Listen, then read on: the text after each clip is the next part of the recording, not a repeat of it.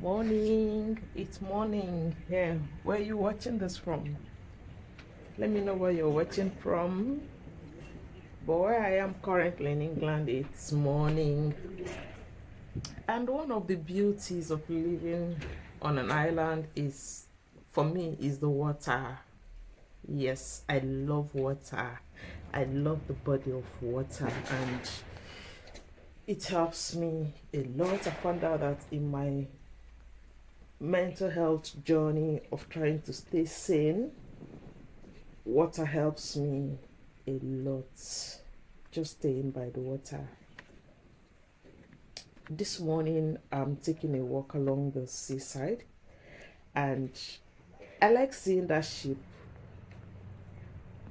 navigate this turn. I always like to see when it's turning the hulk of it. And this morning, I'll just follow it. Come with me. Let's see what's happening there. This place is Portsmouth Dockyard, where the ships come into dock, and some cruise ships also dock.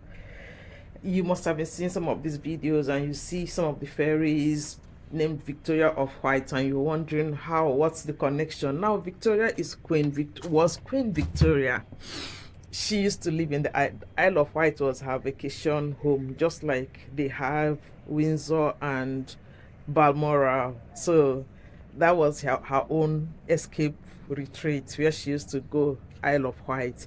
And so the ferry, because what connects Portsmouth and Isle of Wight is just the ferry. There's no other place, there's no other way we can get across except by the ferry.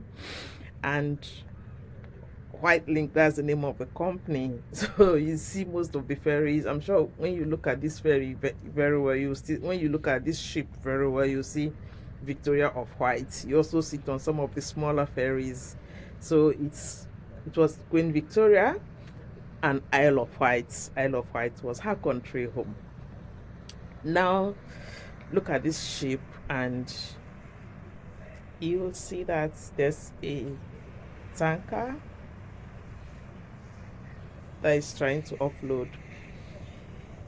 The areas around, let me finish telling you the areas around. On the other side of the water, you see Gosport Marina. Gosport is another town on the other side of Portsmouth. Then to the right, this like I said, this is the Portsmouth Harbor. It's inside the place. There's a retail outlet, an outlet retail mall here called Gun Wharf. This place is actually inside the Gun Wharf retail mall. I just wanted to give you a little bit of background, because if really you watch my videos, you basically just keep seeing the ship, the water, and everything, and you're probably wondering where on earth is this. So in this place, you have Gun Wharf retail mall, you have Portsmouth Harbor, you have the historic dockyard, and that's everything around here. Now, while we're watching and trying to see what these men are doing, let me tell you a story. It's quite noisy. I'm standing just by it's just, you can see I'm standing by the rail overlooking the ship, so it's very noisy. I'm not going to be able to say anything that you hear. Let's just take a few minutes and watch what's going on, then I'll continue talking. Enjoy.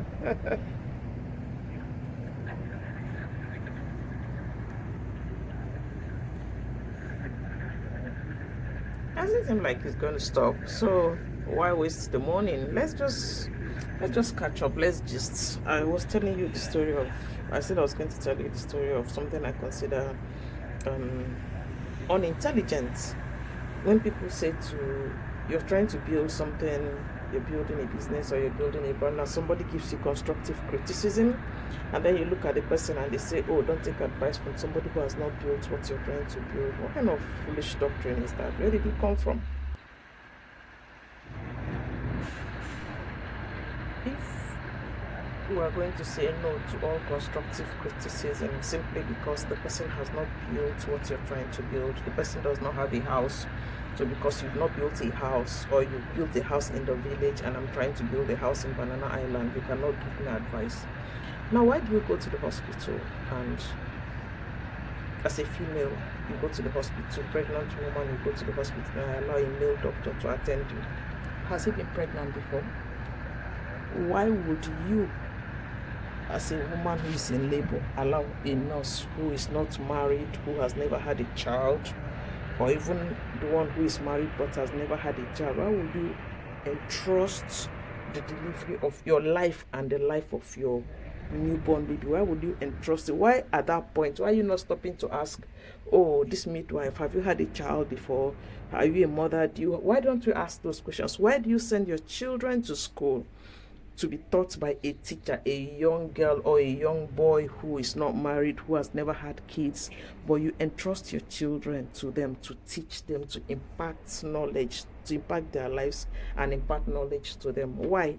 Is it not the same principles? Or are you not thinking about them like that? This is this quest to shut down dissenting voices, constructive voices that make sometimes people watch us get into trouble and they say nothing. If you were Moses, anointed, a pastor, prophet, you have this mega church, everybody, I mean, you talk with God, God talks with you, would you have taken advice from a Jethro, your father-in-law, who is an unbeliever? Because, I mean, you're this person who you talk with God, you work with God, but you didn't even have basic common sense to know that you were taking on more than you needed. I mean, you needed a team, but you were doing the job alone, just yourself. And it took your father-in-law, who, I mean, who doesn't know your God, who hasn't seen your God, who hasn't walked with your God, who hasn't talked with your God, who hasn't been called by your God. It takes your father-in-law, who is just, I mean, a businessman who raised the man you married. He gives you an advice that saves your life. So why did we not tell Moses not to take advice from Jethro? Because he has never walked in his shoes. We see that same principle of looking down at people because they are not what we think they are, or they don't look like, the packaging is not what we expect. We see it repeated again in the book of Acts. That shipwreck. Yeah, we're standing by a ship, so let's talk about shipwreck. The shipwreck at Malta, when Paul, as a prisoner, was telling the centurion that we should not, there's going to be a shipwreck. I see danger, I foresee danger. Let's not go. Let's tarry a bit here. And then the captain of the ship looks at Paul and he says, this man, what does he know, this old man? And this is an experienced captain. And the ship owner, I mean, the ship owner decides to go with the captain. The captain is the professional here, not Paul. Paul is just a prisoner. But, I mean, that ship, they almost died. All of them almost died. At a point, the sailors were now trying to escape and leave those other people in the ship. But it was still the same principle of do not take advice from somebody who has not built what you're building. Paul was a prisoner. What does he know?